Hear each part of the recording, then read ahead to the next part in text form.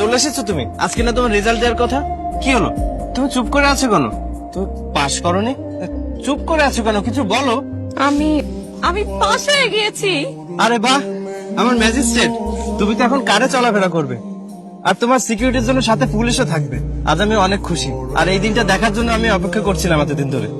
আমার বউ এখন ম্যাজিস্ট্রেট, এখন তোমার আর কারো সাহায্যের প্রয়োজন নেই। তোমার সাহায্য ছাড়া আমি কখনোই এখানে পৌঁছাতে পারতাম না। গর্ব তোমার নয়, আমার হওয়া উচিত যে আমি তোমার বউ। আমি আল্লাহকে এটাই বলবো যেন প্রতিটা মেয়ে তোমার মতো একজন স্বামী পায়। তো ম্যাজিস্ট্রেট ম্যাডাম, কবে থেকে জয়েনিং আপনার? এই তো সামনের মাস থেকেই।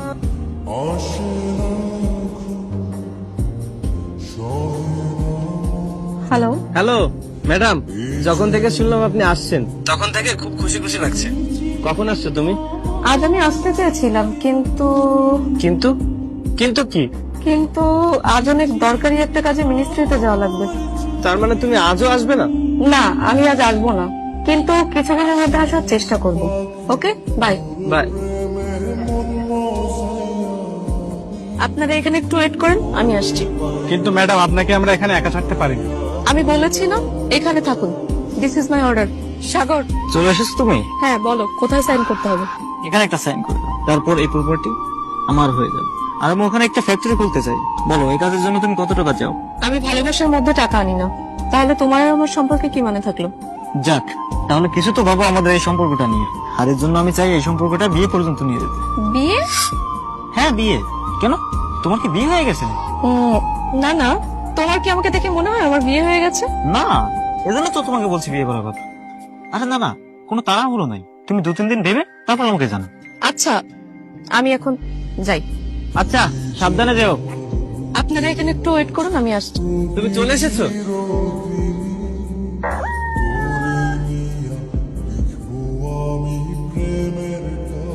উফ, কি গরম। আমি তোমার জন্য পানি আনছি, এই নাও আমাদের কলের তাজা পানি।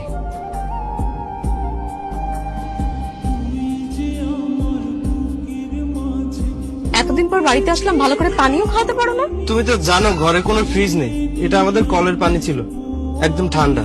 কি গরম এখানে, একটা ফ্যানও নেই। ভালো হয়েছে তুমি চলে এসেছো, এবার তোমাকে 1 মাস রেখে দেবো। 1 মাস?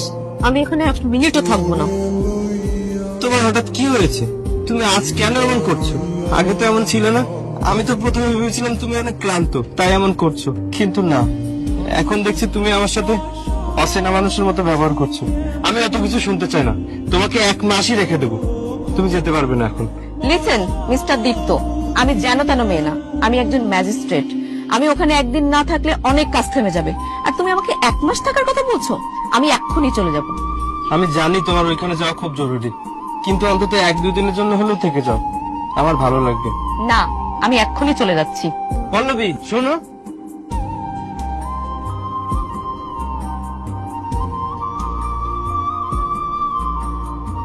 আপনারা এখানে একটু ওয়েট করেন, আমি আসছি।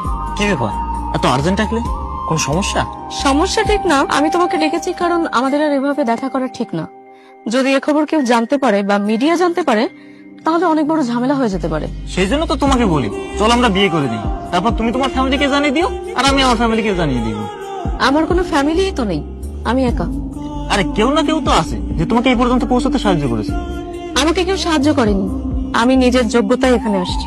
তাহলে চলো, কাল আমরা কাজে অফিসে গিয়ে বিয়েটা করে দিই। ঠিক আছে, কাল দেখা হচ্ছে।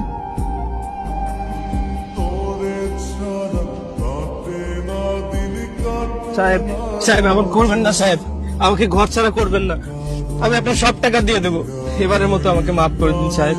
তুই যে সময় চেয়েছিলি তার থেকে বেশি সময় আমি তোকে দিয়েছি। এখন থেকে তোর এই জমি আর এই বাড়ি পুরোটাই আমার। যা এখান থেকে বের হ। সাহেব, আমার বউ বাড়িতে এসেছিল, কিন্তু আবার চলে গিয়েছে, আমি ওর সাথে ঠিক মতো কথা বলতে পারিনি। এবার আসলে আমি অবশ্যই ওর সাথে কথা বলে আপনার টাকার ব্যবস্থা করে দেবো। তোর সব বাহানা আর চলবে না। তোর বউ এত বড় অফিসার যে এই বাড়িতে আর কখনোই আসবে না। তোকে বলেছিলাম না তোর বউ তোকে ছেড়ে চলে যাবে? কি মিলে গেল তো আমার কথা? যা এখন এখান থেকে বের হ। আমি কোথায় যাব, কোথায় থাকবো? এবারের মতো আমাকে দয়া করুন সাহেব। আর কোনো সুযোগ আমি তোকে দিতে পারবো না। যা এখান থেকে বের হ। এখানে সাইন করুন, আপনি সাইন করুন।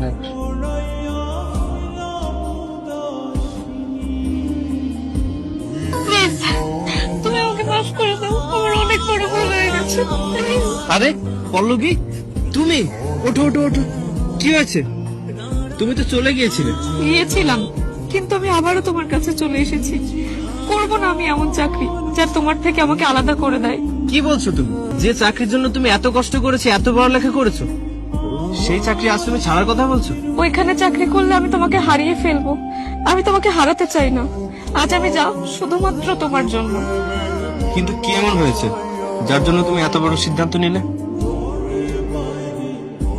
আপনি সাইন করুন।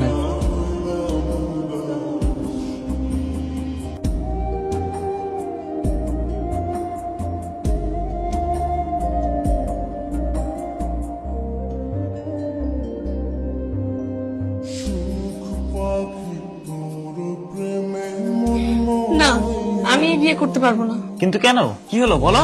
কারণ আমি বিবাহিত। কি? হ্যাঁ, আর আমি এমন একজনের স্ত্রী যে আমার কাছে সবচেয়ে বড়। আজ আমি যা কিছু সবই তার জন্য। আমি যদি এই বিয়েটা করি তাহলে ওই মানুষটার সাথে অনেক বড় অন্যায় করা হবে, যে কখনো আমার খারাপ চায়নি, বরং সে আমাকে নিজে না খেয়ে খাইয়েছে, নিজে না পড়ে পড়িয়েছে। তাকে ছাড়া আমি শূন্য। আমি যাচ্ছি। দাঁড়াও, তুমি যে বিবাহিত, আগে কেন বলোনি? আমি অন্ধ হয়ে গেছিলাম, কারণ সে গ্রামে থাকে, তাই নিজের মান সম্মানের ভয়ে বলতে পারিনি। কিন্তু এখন আর কোনো ভয় নেই, চোখ খুলে গেছে আমার। ছাড়ো আমার হাত, আমাকে তুমি মাফ করে দাও। আমি অনেক বড় ভুল করতে যাচ্ছিলাম। সেদিন আমি তোমার সাথে অনেক খারাপ ব্যবহার করেছিলাম, ঠিক মতো কথাও বলিনি। এখন আমি সবকিছু ছেড়ে তোমার কাছে চলে এসেছি।